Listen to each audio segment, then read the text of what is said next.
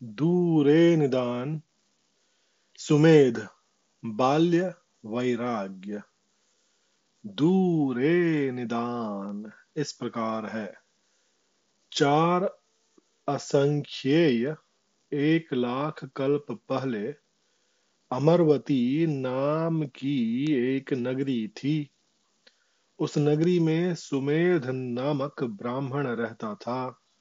वह माता पिता दोनों के कुल से सुजात शुद्ध जन्मा, 7 पीढ़ी तक कुल दोष से रहित, सुंदर, दर्शनीय, मनोहर, उत्तम रंग के सौंदर्य से युक्त था। उसने और कोई काम न कर ब्राह्मणों ही की विद्या सीखी थी। बचपन में ही उसके माता पिता मर गए। तब खजांची अर्थात राशि वर्धक अमात्य बही खाता अर्थात आय पुस्तक लेकर आया और सोना चांदी मोती आदि से भरी कोठरियों को खोल खोल कर कहने लगा, इतना मातृधन है, इतना पितृधन है, इतना दादा परदादा का धन है। इस प्रकार 7 पीढ़ी तक के धन को कहकर बोला, कुमार लो इसे संभालो।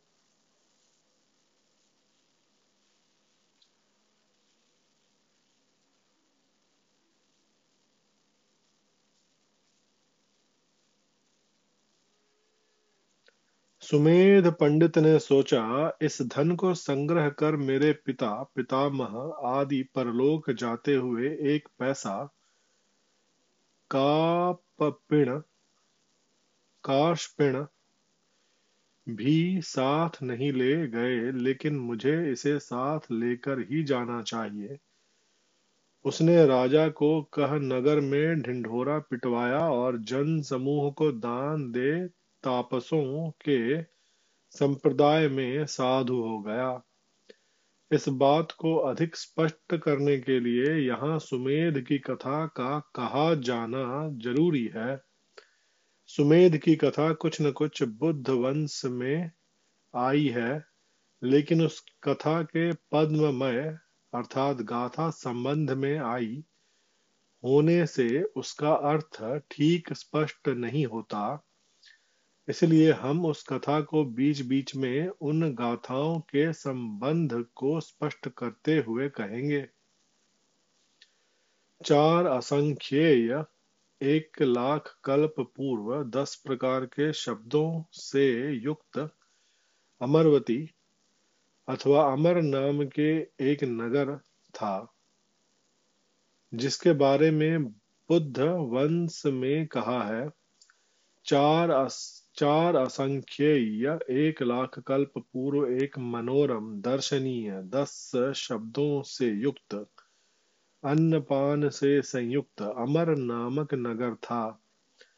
वहां 10 शब्दों से युक्त का अर्थ है हाथी शब्द, अश्व शब्द, रथ शब्द, भेरी शब्द, मृदंग शब्द, वीणा शब्द, गीत शब्द, शंख शब्द, ताल शब्द, खाने पीने का शब्द।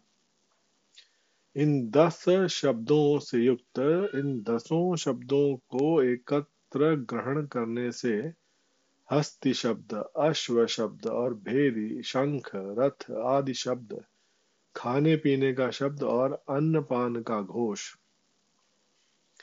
बुद्ध वंश में इस गाथा को कहकर सर्वांग संपूर्ण सब भोगों से युक्त 7 रत्नों से संपन्न नाना जन समाकुल देवनगर की तरह वैभवशाली पुण्यात्माओं के निवास अमरवती नाम नगर में करोड़ों का मालिक, बहुत से धन धान्य वाला, वेद पाठी अर्थात अध्यायक, मंत्रधर, तीनों वेदों में पारंगत, लक्षण, इतिहास और सद्धर्म में पूर्णता प्राप्त सुमेध नामक ब्राह्मण रहता था। एक दिन महल के ऊपर के सुंदर कोठे पर आसन मार कर एकांत में बैठा।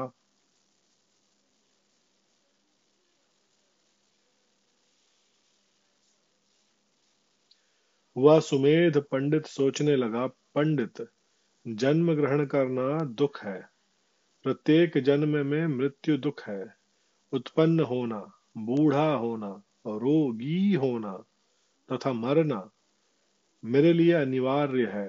अतः मुझे चाहिए कि मैं उस अमृत महानिर्वाण को खोजूं जो आपत्ति, जरा, व्याधि, दुख तथा सुख से रहित है और शीतल तथा अमृत स्वरूप है।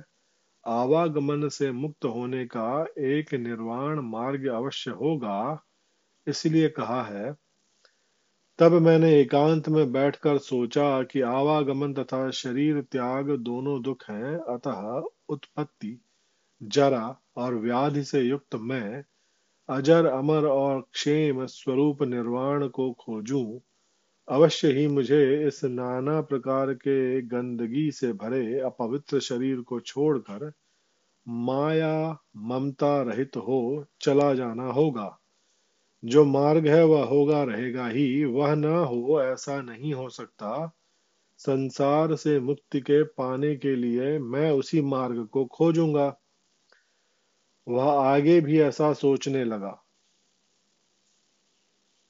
जिस प्रकार लोक में दुख का प्रतिपक्षी सुख है, उसी प्रकार आवागमन अर्थात भव का प्रतिपक्षी आवागमन का अभाव अर्थात विभव भी अवश्य होना चाहिए। जिस प्रकार गर्मी के रहने पर उसको शांत करने वाली ठंडक भी होती रहती है, इसी प्रकार राग आदि अग्नियों का शमन करने वाला निर्वाण भी अवश्य होगा। जिस प्रकार पाप का प्रतिपक्षी पुण्य तथा निर्दोषता है, उसी प्रकार इस पापी दुखमय जन्म के रहते सारे जन्मों के क्षय होने से जन्म रहित निर्वाण भी अवश्य होगा। इसीलिए कहा है, जैसे यदि दुख है तो सुख भी है, वैसे ही आवागमन है तो आवागमन का अभाव भी है। जैसे गर्मी के रहने पर उसके विपरीत शीतलता भी है, इसी प्रकार त्रिविध अग्नि के रहित निर्वाण भी होना चाहिए। जिस प्रकार पाप के रहने पर पुण्य भी है, उसी प्रकार जन्म के रहने पर आवागमन से मुक्ति भी होनी चाहिए। और भी सोचने लगा, जिस प्रकार मल के ढेर में डूबे मनुष्य को दूर से भी 5 रंगों के कमलों से आच्छादित तालाब को देखकर मुझे किस मार्ग के तालाब तक पहुंचना चाहिए, सोच तालाब को खोजना चाहिए। यदि वह न खोजे तो उसमें तालाब का दोष नहीं। इसी प्रकार सब मलों को धोने में समर्थ अमृत रूपी निर्वाण के महान तालाब के रहते यदि मनुष्य उसे न खोजे तो उसमें अमृत रूपी निर्वाण के महान तालाब का दोष नहीं। जिस प्रकार डाकुओं से घिरा हुआ मनुष्य भागने का रास्ता रहने पर भी यदि न भागे तो वह रास्ते का दोष नहीं, उस मनुष्य का ही दोष है। इसी प्रकार यदि मलों से लिप्त मनुष्य निर्वाण की ओर ले जाने वाले कल्याण मार्ग के रहते भी उस मार्ग को न खोजे तो वह मार्ग का दोष नहीं, उस मनुष्य का ही दोष है। जैसे रोगग्रस्त मनुष्य रोग चिकित्सक वैद्य के रहते भी यदि उस वैद्य को ढूंढकर रोग की चिकित्सा न कराए तो वह वैद्य का दोष नहीं। इसी प्रकार जो चित्त मल के रोग से पीड़ित मनुष्य मल के दूर करने के उपाय के जानकार आचार्य के विद्यमान रहते भी उन्हें नहीं खोजता तो वह उसी का दोष है, मल निवारक आचार्य का दोष नहीं। इसीलिए कहा है,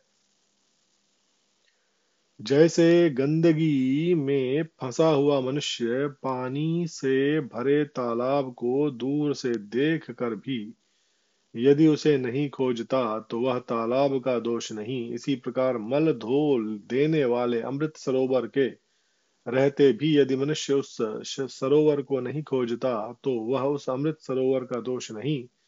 जैसे शत्रुओं से घिरा हुआ मनुष्य यदि भागने का मार्ग रहते भी नहीं भागता है तो उसमें मार्ग का दोष नहीं। इसी प्रकार मलों से घिरा हुआ मनुष्य यदि कल्याणकारी मार्ग के रहते भी उस मार्ग को नहीं ढूंढता है तो वह उस मार्ग का दोष नहीं। इसी प्रकार रोग से पीड़ित पुरुष यदि चिकित्सक के विद्यमान रहते भी उस रोग की चिकित्सा नहीं करता तो वह चिकित्सक का दोष नहीं। इसी प्रकार मल के रोग से दुखी पीड़ित मनुष्य भी यदि मल निवारक आचार्य को नहीं खोजता तो वह आचार्य का दोष नहीं।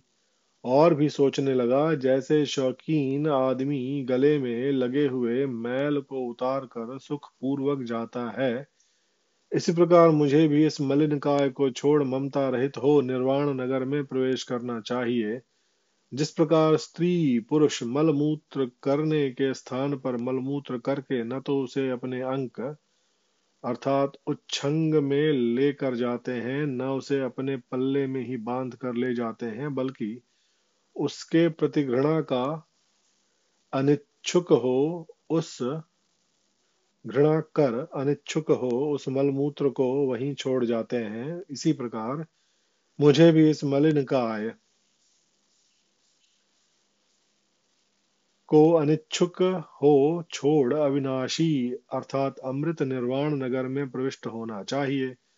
जैसे मल्लाह लोग पुरानी नाव को बेपरवाह हो छोड़ जाते हैं, इसी प्रकार मैं भी इस 9 छिद्रों से चूने वाली शरीर को छोड़ बेपरवाह हो निर्वाण नगर में प्रवेश करूंगा।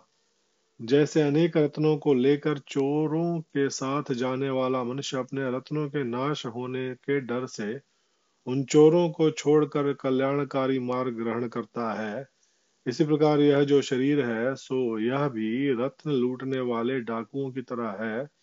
यदि मैं इस शरीर के प्रति लोभ रखूंगा तो मेरा आर्य मार्ग रूपी पुण्य अर्थात रत्न नष्ट हो जाएगा। इसलिए मुझे इस डाकू के समान शरीर को छोड़कर निर्वाण नगर में प्रवेश करना चाहिए।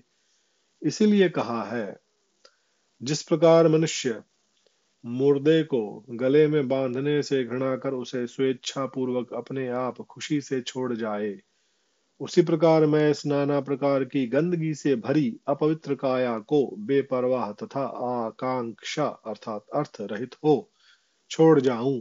जैसे स्त्री पुरुष मलमूत्र करने के स्थान पर मल को बिना किसी चाहत व आकांक्षा के छोड़कर चले जाते हैं, इसी प्रकार मैं इस नाना प्रकार की गंदगी से भरी काया को पाखाने वच्चकुटी में मल के समान छोड़कर चल दूंगा। जैसे मल्लाह पुरानी टूटी फूटी पानी भर जाने वाली नाव को बिना किसी चाह या आकांक्षा के छोड़कर चले जाते हैं, वैसे ही मैं इस 9 छिद्रों से सदा गंदगी बहाने वाले शरीर को मल्लाह की नाव की तरह छोड़कर चल दूंगा। जैसे सामान लेकर जाता हुआ पुरुष चोरों के सामान लूट लूट लेने के डर से रास्ता छोड़कर जाता है, इसी प्रकार यह शरीर महाचोर के समान है। इसलिए मैं इसे कुशल अर्थात कर्म के नाश के डर से छोड़ कर जाऊंगा। इस प्रकार सुमेध पंडित नाना प्रकार के दृष्टांतों से इस प्रकार अनासक्ति के भाव का चिंतन कर पूर्वोक्त विधि से अपने घर पड़ी अनंत भोग की वस्तुओं को याचकों और पथिकों को प्रदान कर महादान दे। चीजों और कामुकता के लोभ को छोड़ अमर नामक नगर से निकलकर अकेले ही हिमालय में धम्मक नाम पर्वत के पास आश्रम पर्णकुटी और टहलने का चबूतरा चंक्रमण भूमि बनाकर 5 नीवर्णों से रहित इस प्रकार एकाग्र चित्तता आदि क्रम से कहे गए 8 कारण गुणों से युक्त अभिज्ञा अर्थात ज्ञान नामक बल की प्राप्ति के लिए उस आश्रम में 9 दोषों वाले वस्त्रों को छोड़कर 12 गुणों से युक्त छाल वल्कल को धारण कर ऋषियों के नियमानुसार साधु बन गए। इस तरह साधु बन 8 दोषों से युक्त उस पर्णकुटी को छोड़ 10 गुणों से युक्त वृक्ष की छाया के नीचे जाकर अनाज के बने सभी भोजनों को छोड़ वृक्ष से गिरे फलों को ही खाने लगे। बैठे, खड़े रहते तथा चलते हुए ही, अर्थात कभी न लेटकर, योगाभ्यास प्रयत्न करते हुए 7 दिनों के अंदर 8 समापत्तियों और 5 अभिन्नजाओं को पा लिया। इसी प्रकार उसने इच्छित अभिंचा बल प्राप्त किया। इसलिए कहा गया है, इस प्रकार विचार कर मैं अरबों धन याचकों और अनाथों को दे हिमालय में चला आया। हिमालय के पास ही धम्मक नामक पर्वत है। वहां मैंने आश्रम, पर्णकुटी तथा 5 दोषों से रहित टहलने का चबूतरा चंक्रमण भूमि बनाया और 8 गुणों से युक्त अभिंजा बल प्राप्त किया। 9 दोषों से युक्त वस्त्र को छोड़कर 12 गुणों से युक्त छाल वल्कल का चीवर धारण किया। 8 दोषों से युक्त पर्णकुटी को छोड़ 10 गुणों वाली वृक्षों की छाया का आश्रय लिया। बो जोत कर तैयार किए अनाजों को बिल्कुल त्याग दिया और अनेक गुणों से युक्त वृक्षों से गिरे फलों को ग्रहण किया।